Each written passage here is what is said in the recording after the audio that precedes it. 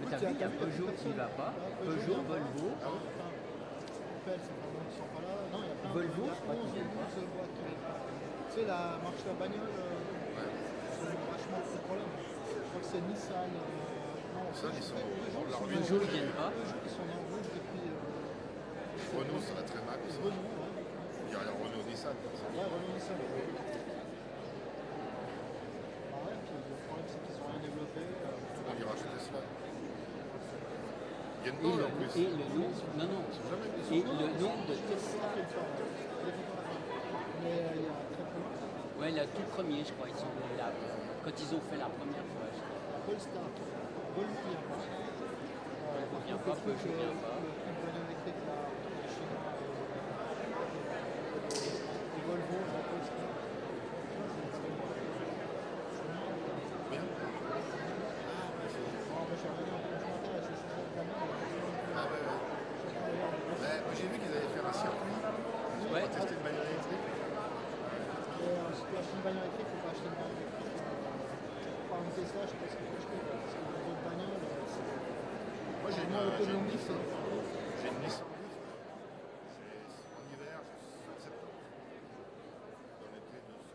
Toi, tu charges aussi là, ici Je pourrais le faire, mais j'ai une prise chez moi. D'accord. Moi, je Même pense au que moment du je boulot,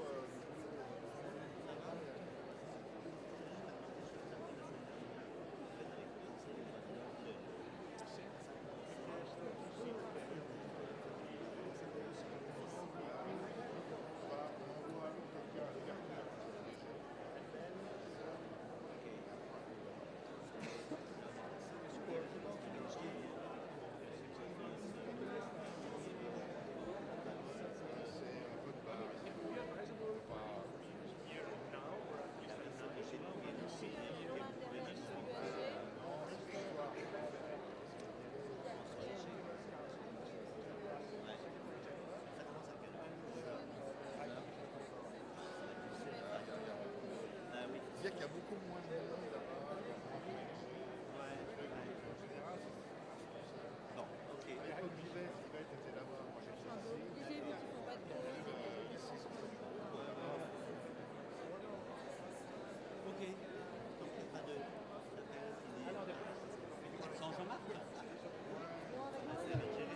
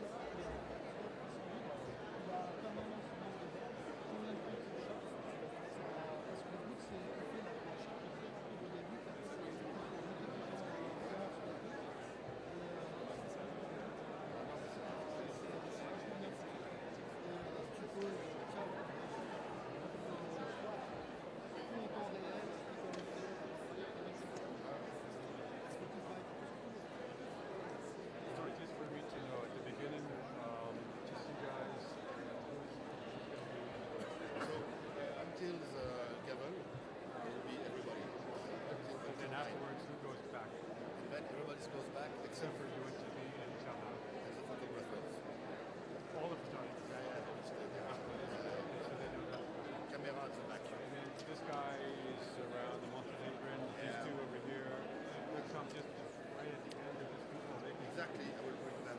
So you take it. Yes. I don't think so. I have an intern. Okay, because we have an intern. Well, we need some. All right. And the cable is there. So congratulations. Yeah. Some mystery. All right. Get back.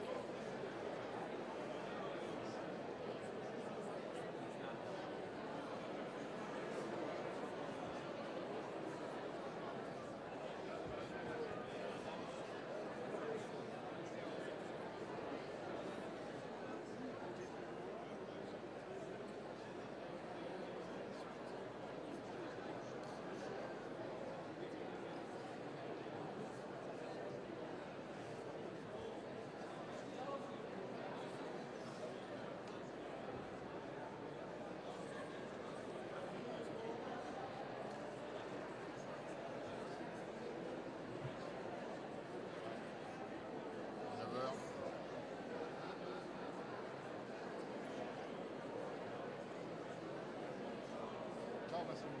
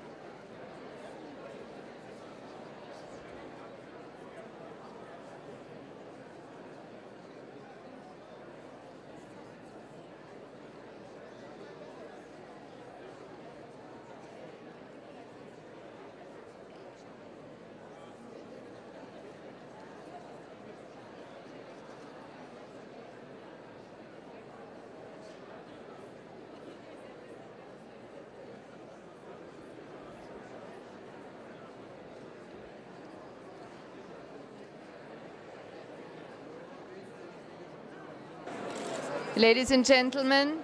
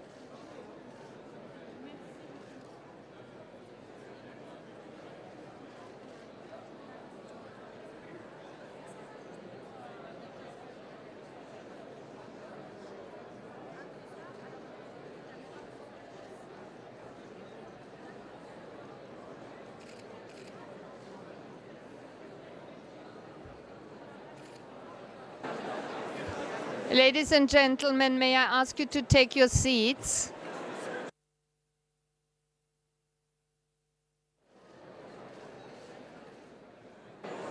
Ladies and gentlemen, please take your seats.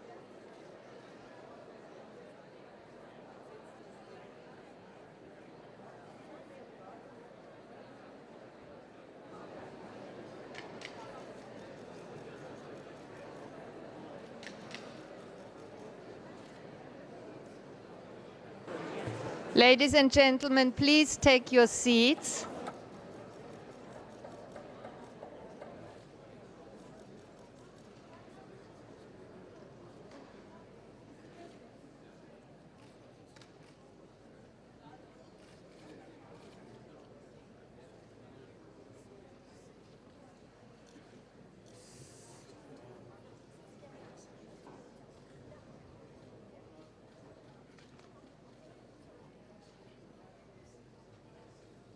Good morning. Mr. President of the General Assembly, Mr. Secretary General of the United Nations, Madam Director General of the United Nations Office in Geneva, High Commissioner, Your Excellencies, colleagues, ladies and gentlemen. It is a privilege and a great honor for me to open the 43rd session of the Human Rights Council. This first session of the year is in many ways the main session of this Council, which in its turn is the most important forum of the United Nations Human Rights Pillar. This Council and its work are followed by more people all over the world than we are sometimes aware of, in particular by those whose lives and whose best hopes depend on it, who trust that the Council will make sure that they do not sink into oblivion and that the problems they face will one day result in a happy end. During the next 4 weeks, we should be guided by the impact this Council has on the ground for the people who suffer from conflict, crisis, and terror, whose rights are infringed, whose freedoms are not respected, whose needs are not met, and for those who defend them, sometimes at the risk of their own lives. This year, we are honored to welcome the participation of a record number of 100 dignitaries, a number which in itself underscores the importance they all attach to the Human Rights Council and to the human rights pillar of the United Nations as a whole. We will be listening to statements by the President of the 74th session of the General Assembly, His Excellency Mr. Tijani Muhammad-Bande, the Secretary General of the United Nations, His Excellency Mr. Antonio Guterres, the High Commissioner for Human Rights, Mrs. Michele Bachelet, the Federal Council and Head of the Federal Department of Foreign Affairs of Switzerland, His Excellency Mr. Ignacio Cassis, representing the host country. I wish to take this opportunity to extend a very warm welcome to all delegations and other stakeholders to participate in this Council. It is a special pleasure in this context to welcome 10 delegates from least developed countries and small island states whose participation has been made possible by the generous support of the Voluntary Technical Assistance Trust Fund and its 28 donor countries. We look forward to hearing their voices. Your Excellencies, distinguished delegates, let me take this opportunity to make a few housekeeping remarks before I cede the floor to today's high-level speakers. It is in everybody's best interest that this Council lives up to its full potential and does what it is mandated to do, protect and promote human rights in the best conceivable way. In times of increasing challenges and decreasing financial means, the efficiency of the Council is paramount. I am therefore pleased to say that a number of eminent ambassadors present in this room have accepted to be co-facilitators, focal points and advisors for some of the work strands we were entrusted with at the end of last year. These include rationalizing initiatives, including their frequency and outcomes, addressing the challenges faced by small delegations, for example, by the use of modern technology, strengthening and optimizing the Universal Periodic Review, and of course, implementing the efficiency measures agreed last December. I would also like to draw your attention to the fact that the campaign of the UN to favor gender equality recently resulted in a code of conduct meant to prevent harassment, including sexual harassment at UN events. The Director General has pledged to implement this code of conduct here in Geneva in order to make sure that all meetings are held in an inclusive, respectful, and safe environment. UNOC will distribute more information on this during the session. As for myself, I am pleased to let you know that one of the lady ambassadors here in Geneva has kindly accepted to serve as a gender focal point for the Human Rights Council. Having said that the Council must provide a safe environment, I would like to add that this also applies to the active participation by representatives of civil society and national human rights institutions. As President of the Council, I can assure you, as of now, that I will follow up on all allegations that I may receive concerning acts of reprisal and intimidation committed against persons because of their participation in the work of the Human Rights Council, its mechanisms and procedures. I call on everybody to take all necessary measures to prevent such acts in the first place and ensure adequate protection against them in case they were to happen. Your Excellencies, distinguished colleagues, ladies and gentlemen, I now have the honor to give the floor to the President of the 74th session of the General Assembly. Excellency, you have the floor.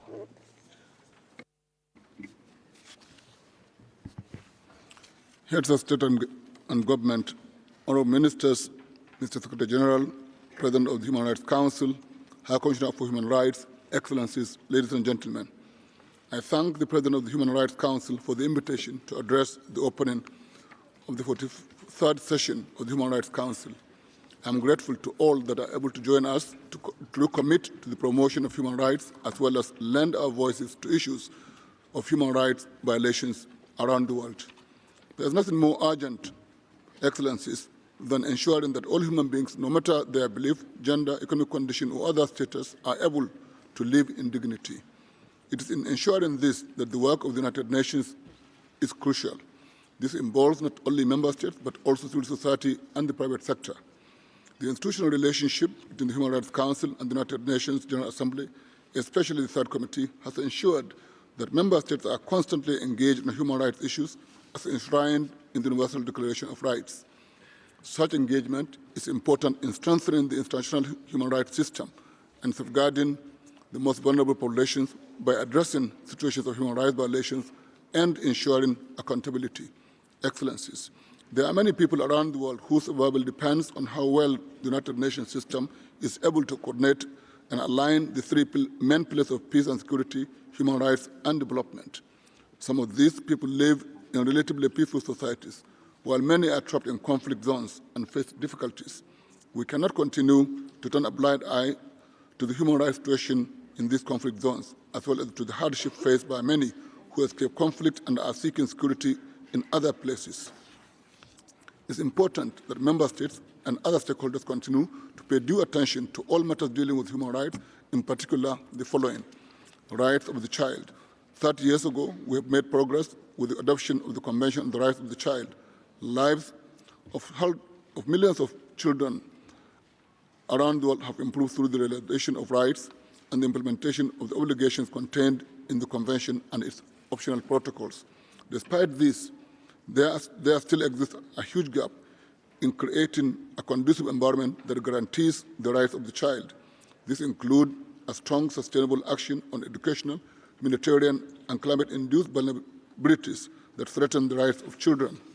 We must therefore compel action to put an end to child exploitation in all its forms, protect children in conflict situations, and ensure that they have access to health facilities, nutrition, protection, and quality education. According to UNESCO Institute for Statistics, there are about 558 million children, adolescents, and youth that are out of school worldwide. This is unacceptable, and to fail to act now in the best interest of the child is to fail generations. It is to abandon our commitment to the Convention. We must therefore engender partnerships that will assist in tackling the learning crisis and achieve increased enrollment and retention levels in schools. Education is an equalizer, empowers children to reach their full potential, and has the capacity to extricate them from poverty, and generally better prepare them for meaningful adulthood and citizenship. It is thus important that no matter the situation, a child's right to education should never be compromised. To highlight the importance of education, in January this year, my office organized an event to mark the International Day of Education, with focus on current gaps and what we need to improve quality education. In April this year, I will hold a high-level meeting to draw attention to the plight of children in crisis situations.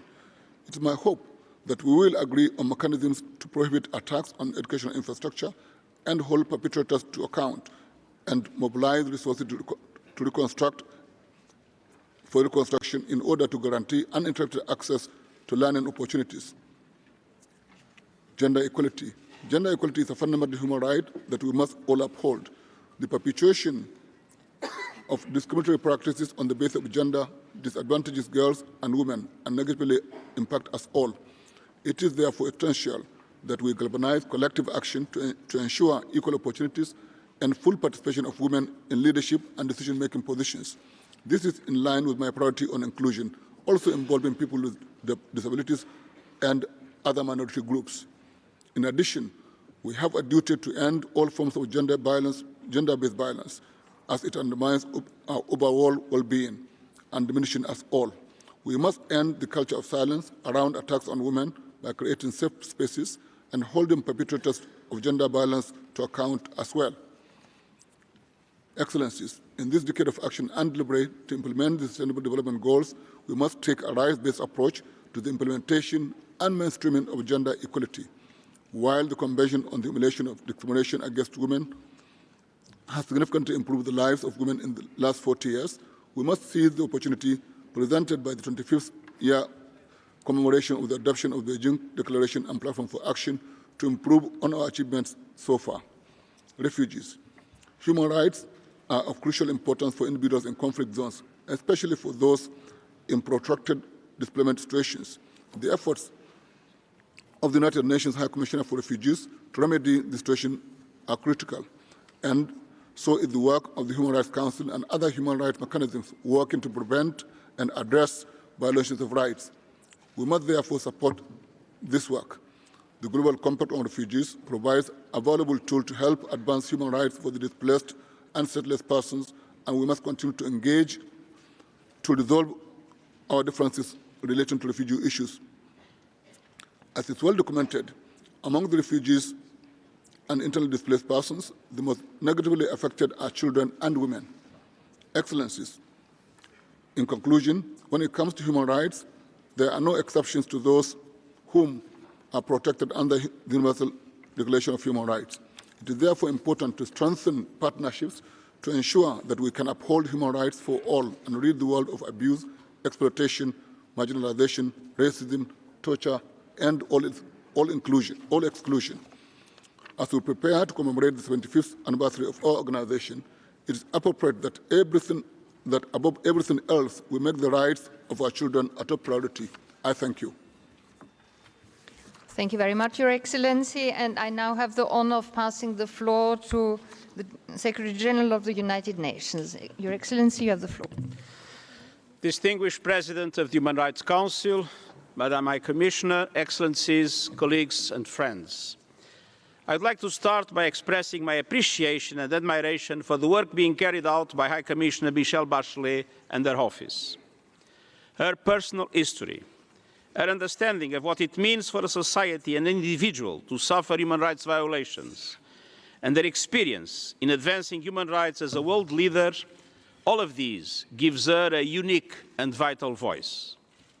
Excellencies, I have come to the Human Rights Council, the fulcrum for international dialogue and cooperation to advance all human rights, to launch a call for action.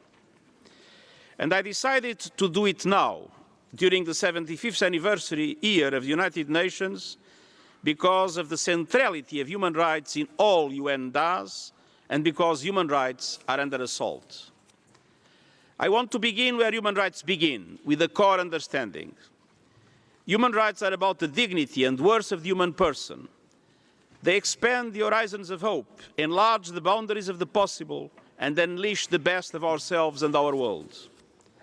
Human rights are our ultimate tool to help societies grow in freedom, to ensure equality for women and girls, to advance sustainable development, to prevent conflict, reduce human suffering, and build a just and equitable world. As the Universal Declaration of Human Rights proclaims, human rights are humanity's highest aspiration. Progress in one corner of the globe nourishes progress in another. I've seen it and I've lived it. I grew up under the Salazar dictatorship in Portugal and did not experience democracy until I was 24 years old. I saw the dictatorship oppress not only its own citizens, but also people under colonial rule in Africa. But it was the human rights struggles and successes of others around the world that inspired us. Over the decades, the efforts of many have ushered in massive human rights gains on all continents.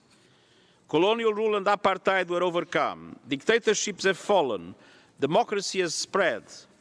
Landmark covenants spell out the full range of civil, cultural, economic, political and social rights. A robust treaty-based system is in place along with special procedures and accountability mechanisms. 1 billion people have been lifted out of poverty in a generation. And we have seen big advances from the access to drinking water to big declines in child mortality. All our societies have benefited from human rights movements led by women, young people, minorities, indigenous peoples and others. Yet, human rights today face growing challenges, and no country is immune. We see civilians trapped in war-torn enclaves, starved and bombarded in clear violation of international law. Human trafficking affecting every region in the world, preying on vulnerability and despair. Women and girls enslaved, exploited and abused, denied the opportunity to make the most of their potential.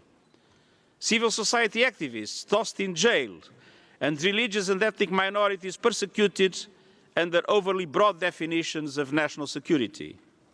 Journalists killed or harassed for seeking only to do their jobs.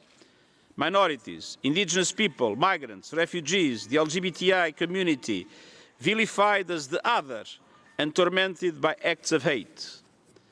We also see global hunger on the rise and youth unemployment at alarming levels. A new set of challenges is arising from megatrends such as the climate crisis, demographic change, rapid urbanization, and the march of technology. People are being left behind, fears are growing, divisions are widening. And some leaders are exploiting anxieties to broaden those gaps to the breaking point. A perverse political arithmetic has taken hold: divide people to multiply votes. The rule of law is being eroded, and in so many places, people are rising up against political systems that fail to take them into account and economic systems that fail to deliver prosperity for all. Excellencies, in the face of these tensions and tests, there is an answer: human rights. Human rights are the birthright of every person and in the interest of every country. They ensure stability, they build solidarity, they promote inclusion and growth. They must never be a vehicle for double standards or a means to pursue hidden agendas. Sovereignty remains a bedrock principle of international relations. But national sovereignty cannot be a pretext for violating human rights. We must overcome the false dichotomy between human rights and national sovereignty.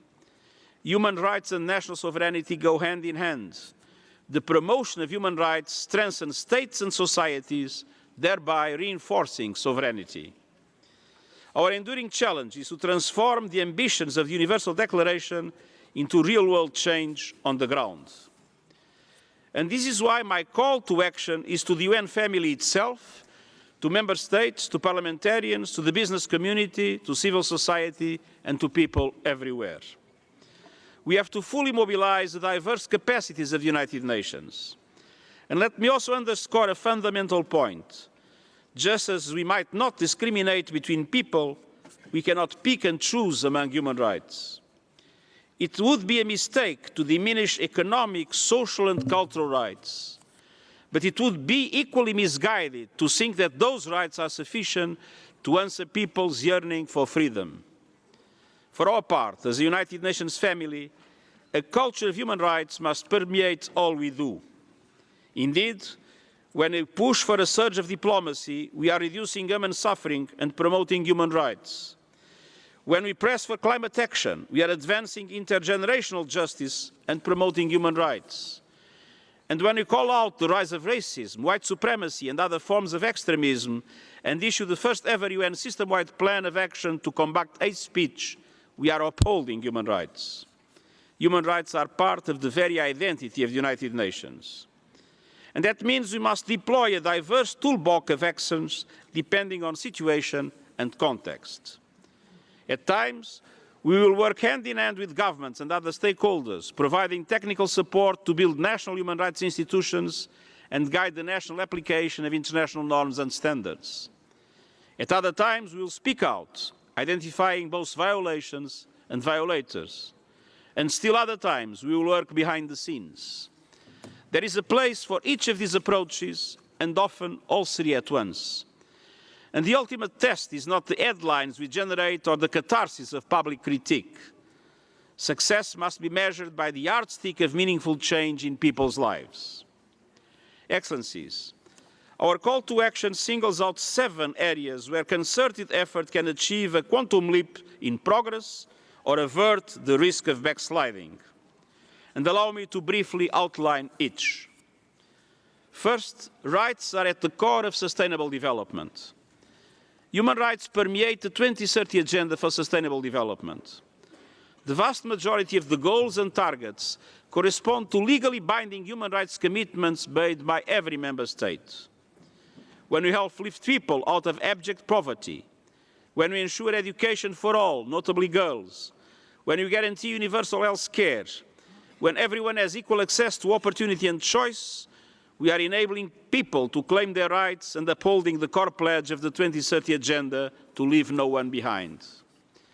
This promise obliges us to tackle all forms of inequality and eliminate all forms of discrimination. Nobody's prospects in life should be determined because of age, gender, how they look, where they live, how they worship, or who they love.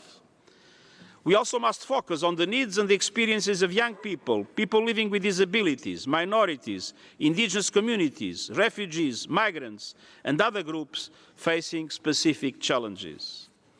A human rights-based approach oriented around peaceful and just societies and respect for the rule of law delivers development that is more lasting and inclusive. And today I call on all countries to put human rights principles and mechanisms front and centre in the implementation of the Sustainable Development Goals, including by creating wide avenues for civil society participation. Second, rights in time of crisis. Human rights face few greater tests than when conflicts erupt, terrorists attack, or disaster strikes. International human rights, refugee and humanitarian law can restore a measure of humanity in even the darkest moments. Let me also underscore that even necessary efforts to combat terrorism must not compromise human rights. Otherwise, counter-terror actions will be counterproductive. This call to action recognizes that respect for human rights is an essential crisis prevention mechanism. But when prevention fails short and violence is rampant, people need protection. To ensure the effectiveness and coherence of UN action, we will draw on extensive work in the field and development a common agenda for protection that will apply to the United Nations family. This agenda will take full account of differences in age, gender and diversity among the people we serve. And it will further focus on the protection of minorities and the rights of indigenous peoples. And it will build on important initiatives such as the Human Rights Upfront, enhancing human rights analysis and expanding the presence of human rights advisors within UN country teams. Meanwhile, we will continue to engage with the Security Council and other UN bodies to raise awareness, prevent crises, protect people and ensure accountability, including through international criminal courts and other mechanisms for global justice. These are also vital instruments in the prevention of genocide and other atrocity crimes. Third, gender equality and equal rights for women. Human rights will never be realized without the human rights of women. Yet, in this year in which we mark the 25th anniversary of the Beijing Platform of Action, we see a pushback against women's rights, alarming levels of femicide, attacks on women human rights defenders, and the persistence of laws and policies that perpetuate subjugation and exclusion. Violence against women and girls is the world's most pervasive human rights abuse. We also continue to see chronic stagnation in women's participation in political leadership roles, peace processes and economic inclusion. The gaps may vary, but the roots and reasons are the same: power. For millennia, women have been systematically silenced, marginalized and ignored. Policies and laws have been shaped largely through the experiences of only half of humanity. And we need a shift in our way of thinking so that we consciously build socio-economic, governance and security systems that work for all.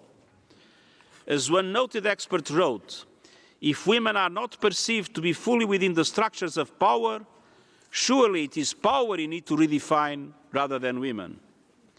That work starts within.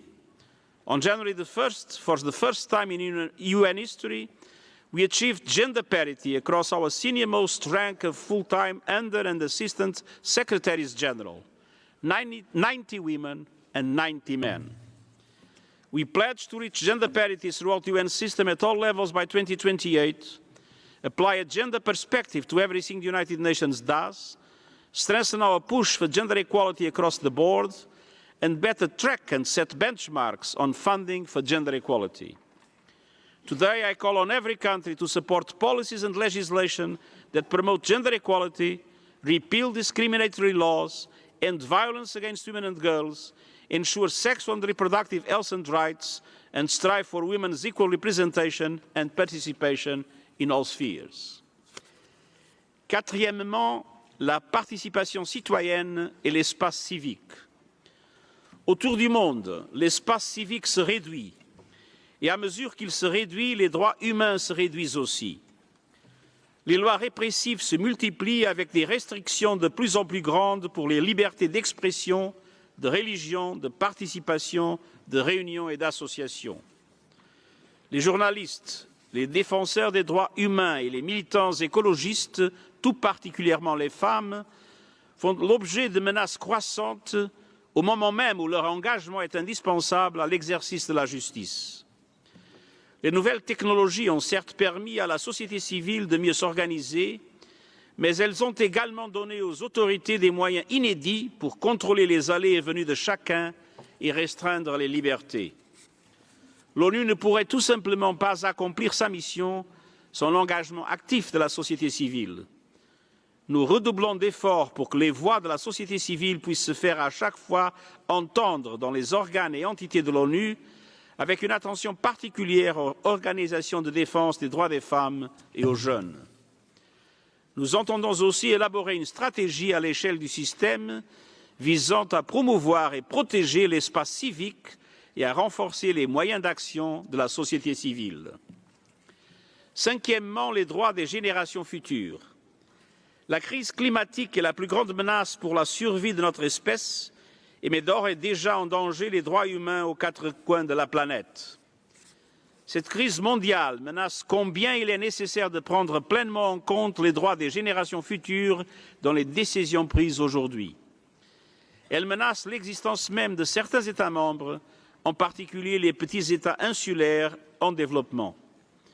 Si nous n'agissons pas, nos enfants et petits-enfants ne pourront jouir de tous leurs droits fondamentaux, loin de là. Nous entendons ces craintes à travers les voix des jeunes qui courageusement prennent la parole aujourd'hui. Notre appel à l'action s'appuiera sur le sommet pour le climat de septembre, y compris le sommet de la jeunesse pour le climat, pour plaider en faveur de l'action climatique et du droit à un environnement sûr, propre, sain et durable. Nous entendons créer un espace où les jeunes pourront non seulement s'exprimer, mais surtout participer et contribuer aux décisions qui façonnent leur avenir. Sixièmement, l'action collective. Mon appel à l'action s'inscrit dans le cadre où les droits humains sont au cœur de l'action collective dont nous avons besoin pour faire face aux crises actuelles. Le multilatéralisme doit être plus inclusif, s'inscrire davantage en réseau et s'articuler autour des droits humains.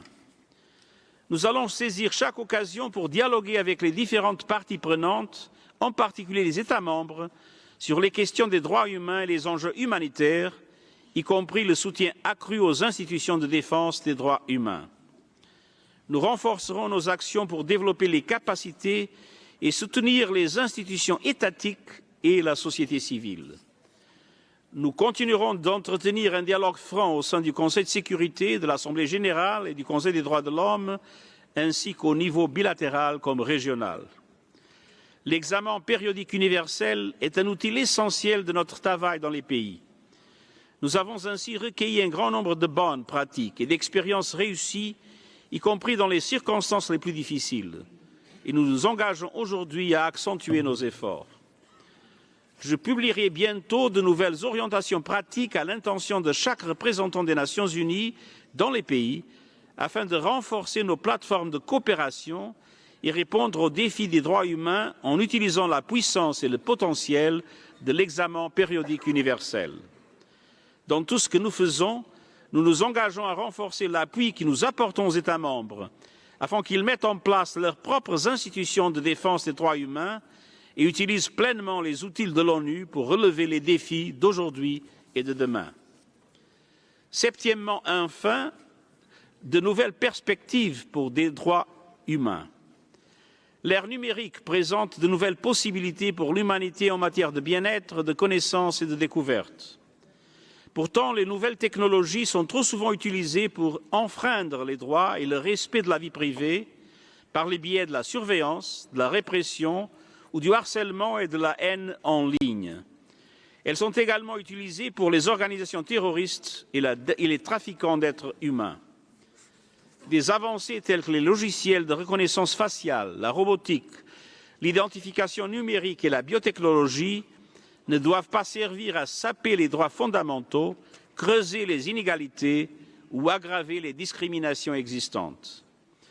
Le groupe indépendant de haut niveau sur la coopération numérique a montré la voie à suivre pour bâtir un monde dans lequel chacun profite des avancées numériques et des nouvelles perspectives qu'elles offrent. En ce sens, nous plaiderons pour que les droits humains s'appliquent en ligne et pour que les données soient bien protégées, en particulier s'agissant des données personnelles et de santé. La collaboration avec le secteur privé sera cruciale et nous nous emploierons également à renforcer les organes mondiaux essentiels, comme le Forum sur la gouvernance de l'Internet. Enfin, nous devons veiller à ce que les machines autonomes ne puissent jamais tuer hors du contrôle ou sans l'aval d'un être humain. Je réitère mon appel en faveur d'une interdiction mondiale des systèmes d'armes létales autonomes. Excellences, Mesdames et Messieurs, je suis déterminé à mettre toute mon énergie et celle de l'organisation derrière l'appel à l'action que nous lançons aujourd'hui et j'apporte tout mon soutien au travail indispensable de la haute commissaire aux droits de l'homme. Nous allons également renforcer davantage encore la collaboration étroite entre mon bureau et le Haut Commissariat afin que nous soyons à la hauteur des engagements pris. Je vous demande à toutes et tous de vous joindre à nous pour répondre à cet appel en faveur des hommes et des femmes de la planète.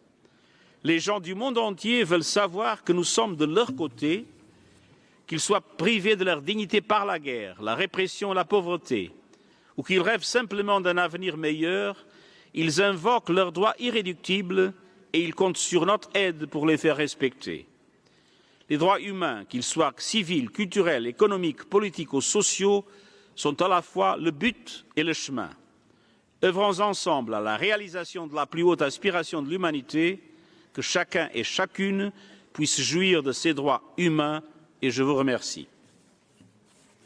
Thank you very much, Secretary General.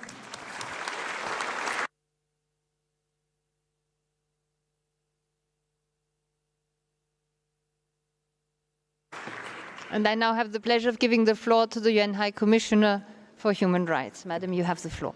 Thank you, Madam President. Mr. President of the General Assembly, Mr. Secretary General of the United Nations, Madam President of the Human Rights Council, Excellencies, colleagues, and friends.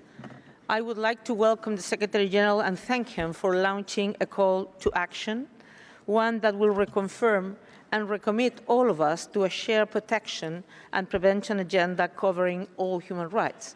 I'm also very encouraged by the gender parity initiative that you have developed and that we have 90 women and 90 men at higher levels. But I have to say in the meantime that here, unfortunately, we're not very paritarian. We're more women, but that's also a good thing. Well, as the Secretary General, and I would like to introduce to the Human Rights Council my two new ASG, the Deputy High Commissioner for Human Rights and the ASG for New York as well. As the Secretary General has mentioned, many world events call for the attention of this high-level session of the Council. Some are emergencies that demand rapid and decisive action.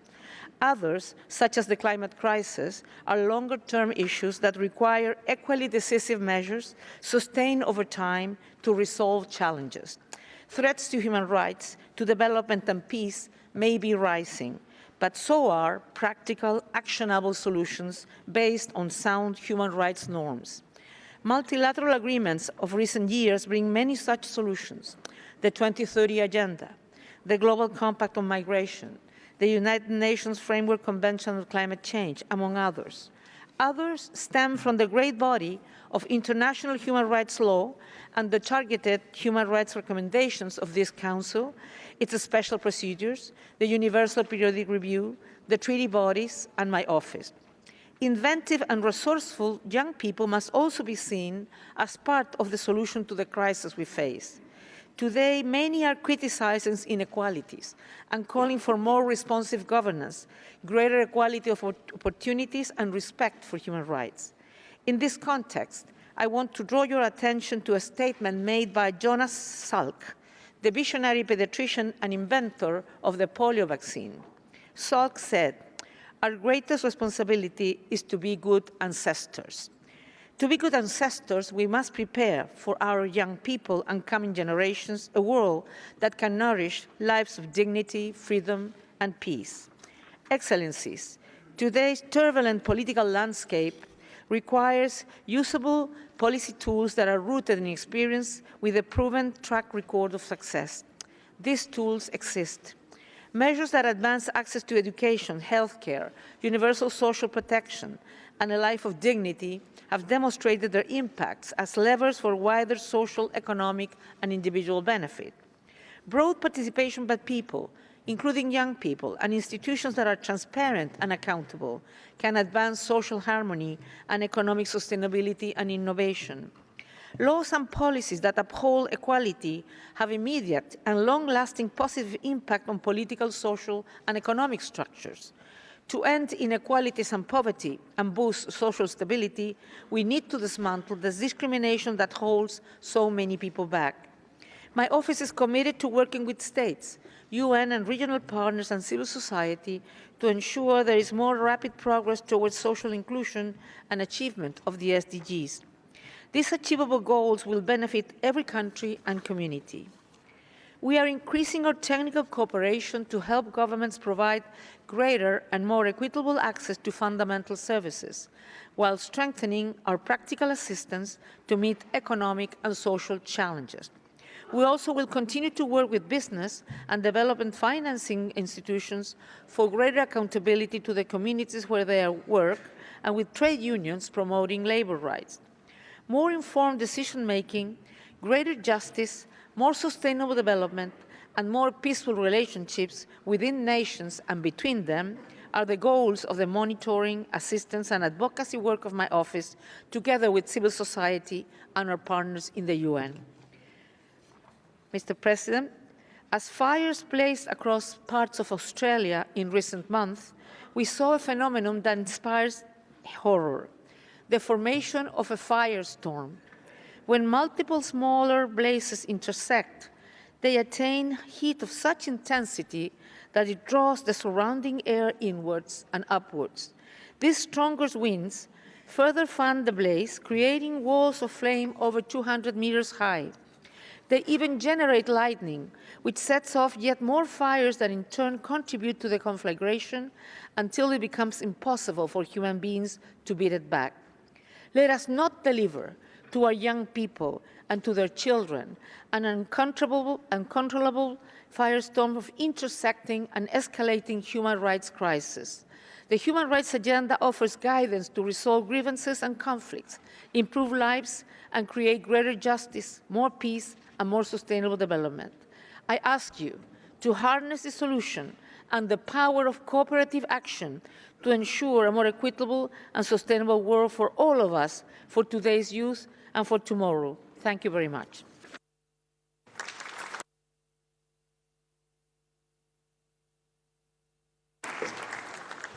Thank you very much, High Commissioner. Et j'ai maintenant le plaisir d'inviter le chef du département fédéral des affaires étrangères de la Confédération suisse à prononcer son discours au nom du pays hôte. Excellence, vous avez la parole.